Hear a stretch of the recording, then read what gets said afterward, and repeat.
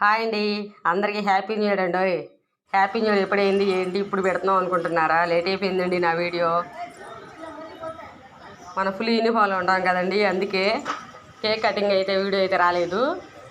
ఇలా బాబా గుడికి అయితే వెళ్ళామండి. న్యూ ఇయర్ అండి, ఫస్ట్ రోజు చక్కగా కొత్త సంవత్సరం. అందరూ హ్యాపీ న్యూ ఇయర్ అండి. మన ఫ్యామిలీ యూట్యూబ్ తరపున అందరి తరపున కూడా యూట్యూబ్ నెంబర్ అందరికీ హ్యాపీ న్యూ ఇయర్ అండి, కొత్త సంవత్సరం శుభాకాంక్షలు.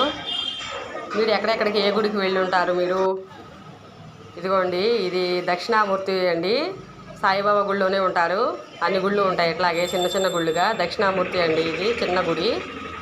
అట్లాగే వెళ్ళిన దగ్గర అందరి దగ్గరే కూడా దీపాలు ఎడితే పెట్టేశాను నేను. ఇదిగోండి, దీపం పెట్టేసుకుని ఇంకా మళ్ళీ ఇంకా లోపల బాబాకి దర్శనం కూడా అయిపోయిన తర్వాత ఇక అంతా చూపిస్తున్నాను మీకు ఇట్లా. ఇదిగోండి, దత్తాత్రేయుడు అండి ఈయన.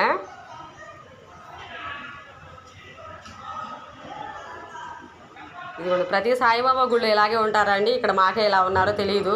నేను చాలా వరకు అయితే కొన్ని గుళ్ళల్లో చూడలేదు బాబా గుడి దగ్గర వీళ్ళందరూ ఉండడం. ఇది ధ్యాన మందిరం అండి, ఇది కూడా బాబా దగ్గరే ధ్యానం చేస్తూ ఉంటారు, ప్రశాంతంగా ఉంటుంది.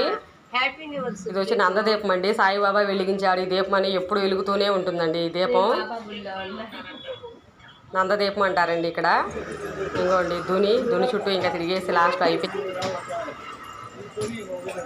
చక్కగా జనాలు అంత ఎక్కువగా లేరు తక్కువగా లేరండి. బాగా దర్శనం అయింది చక్కగా వెళ్ళినందుకు అందరికీ. చక్కగాను